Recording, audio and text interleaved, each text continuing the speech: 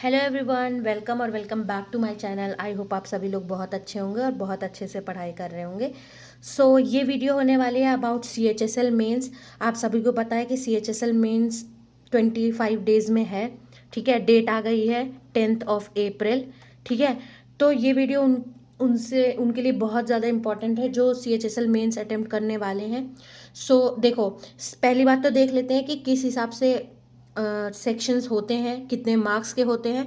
And yes, अभी तो एडिक्यूटी है, तो एडिक्यूटी पैटर्न के ही बेसिस पे मैं आपको वो सारे इंपॉर्टेंट टॉपिक्स बताने वाली हूँ सब्जेक्ट वाइज, जो कि बहुत इंपॉर्टेंट है, जो कि पेपर में आपको इस तरीके से अगर आपने पढ़ा तो आप मैक्सिमम आउटपुट गेन कर सकते हो। Yes, let's start with the video. सबसे पहले आते हैं सेक्शन 1 पे, जो कि है मैथ्स और रीजनिंग। इसमें 30 क्वेश्चंस ईच आएंगे और सारे इंटू 3 मार्क्स के होते हैं। 90 मार्क्स का होगा आपका मैथ्स एंड 90 मार्क्स का होगा आपका रीजनिंग। ठीक है, सेक्शन 1 कंप्लीट होने के बाद टाइमर जैसे ही खत्म होगा आपका सेक्शन 2 स्टार्ट होगा, जो कि है आपका इंग्लिश, जिसमें 40 क्वेश्चन आएंगे, और GS जिसमें 20 क्वेश्चन आएंगे। आप देख सकते हो कि इंग्लिश के 40 क्वेश्चंस हैं, तो आप इस इंग्लिश की इंपॉर्टेंस समझ लो। अगर इसमें आपके अच्छे मार्क्स आए तो अल्टीमेटली आप बहुत अच्छा स्कोर कर सकते हो। ठीक है, अब आते हैं नेक्स्ट थर्ड, जो कि कंप्यूटर, जिसने CGL में बहुत लोगों को रुलाया।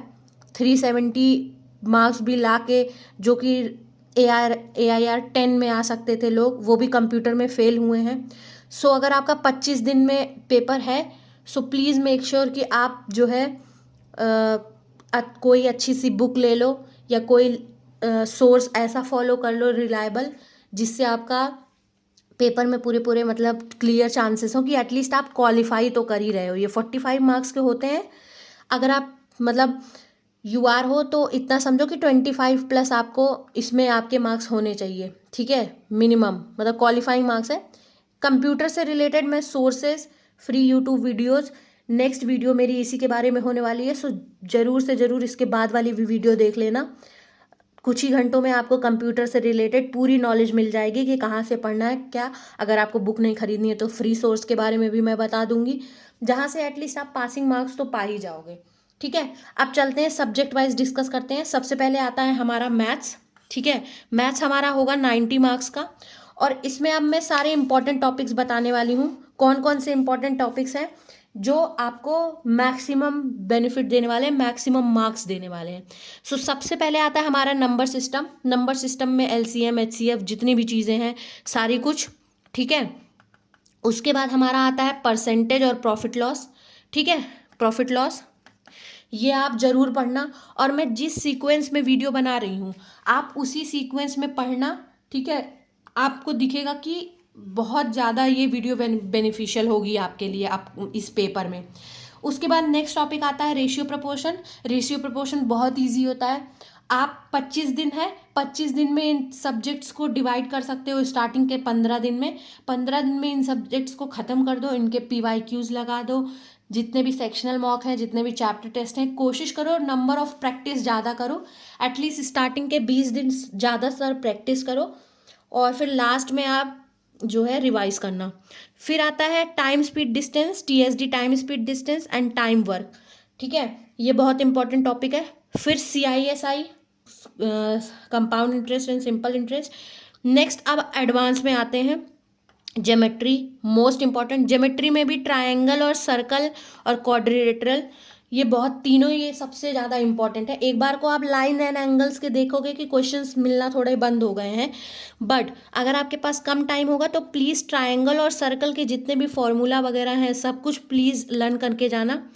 DCT, TCT, ठीक है, direct common tangent, transverse common tangent, ये सब के इससे रिलेटेड टॉपिक्स पढ़ के जाना।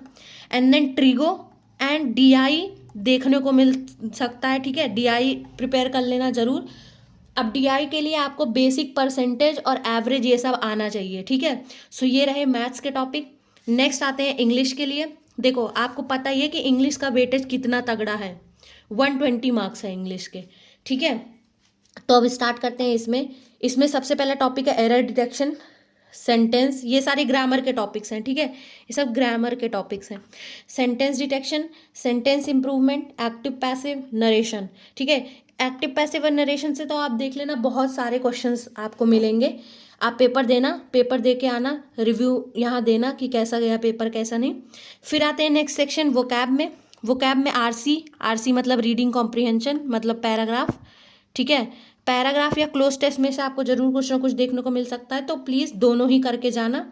और इसका प्लीज़ थोड़ा सा प्लस लेवल ही करना, क्योंकि अगर आप इजी करोगे तो फिर चांसेस ये हैं कि आपके पेपर में गलत हो जाए, क्योंकि पेपर में कभी कभी बहुत सारी शिफ्ट्स में ये हो रहा है कि डिफ़िकल्ट आ रहा है पेपर, ठीक है। तो मे बी आपके शिफ्ट जो आपकी शिफ्ट रहे, ठीक है, आप सभी की शिफ्ट में बेसिकली, क्योंकि मेन से तो पैराग्राफ डिफ़िकल्ट आ सकता है, तो प्लीज़ थोड़ा डिफ़िकल्ट पैराग्राफ की प्रैक्टिस कर लेना। इंग्लिश के लिए जयदीप सर हो गए, रानी मैम हो गई, जितने भी लोग इस समय रीडिंग कॉम्प्रिहेंशन के बारे में पढ़ा रहे हैं, प्लीज़ उनसे एक बार देख लेना वीडियो एंड खुद सॉल्व करने की कोशिश करना। उसके बाद आता है फिल इन द ब्लैंक्स। उसके बाद आता है सिनोनिम एंटोनिम। सिनोनिम एंटोनिम आप ब्लैक बुक से रिवाइज कर सकते हैं, उतने ही जितने एसएससी में आए हुए हैं, ठीक है। वो मैंने पढ़ने का तरीका बता दिया है, आप मेरे चैनल पे जाके देख सकते हो ब्लैक बुक वगैरह कैसे पढ़ते हैं। नेक्स्ट टॉपिक आता है रीजनिंग।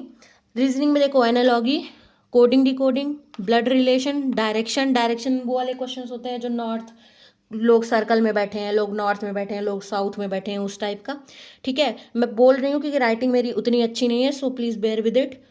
इस पर थोड़ा अच्छे से लिखता भी नहीं, बट डायरेक्शन हो गया, सिलोगनिज्म हो गया, वेन डायग्राम भी देखने को मिल सकता है, एंड मिसिंग नंबर। अब इसमें सबसे इंपॉर्टेंट पता है क्या, कोडिंग डिकोडिंग के अच्छे क्वेश्चंस कर लेना, मिसिंग नंबर के अच्छे क्वेश्चन कर लेना, एनालॉगी के अच्छे क्वेश्चंस कर लेना, क्योंकि बाकी सब ब्लड रिलेशन वगैरह उतने डिफिकल्ट नहीं आएंगे, बट ये 3 टॉपिक हैं जो डिफिकल्ट आएंगे, तो स्टार मार्क कर दे रही हूँ, कोडिंग डिकोडिंग, मिसिंग नंबर और एनालॉगी। कोडिंग डिकोडिंग स्पेशली थोड़े अच्छे क्वेश्चंस करके जाना, क्योंकि मिल सकते हैं पेपर में देखने को। उसके बाद आता है जीएस। जीएस में जिस पैटर्न में लिखा है, अगर उस पैटर्न में करके जाओगे तो आपको सबसे ज़्यादा फायदा होने वाला है। पहले रिवाइज कर लेना इकोनॉमी, फिर स्टैटिक जीके रिवाइज कर लेना, फिर हिस्ट्री पॉलिटी आप किसी भी तरीके से रिवाइज कर सकते हो पहले बार, एंड देन ज्योग्राफी, उसके बाद साइंस, और उसके बाद करंट अफेयर्स की कोई भी पीडीएफ जो भी किसी भी टीचर ने आपको दी हो या कहीं भी टेलीग्राम सोर्स से कोई भी।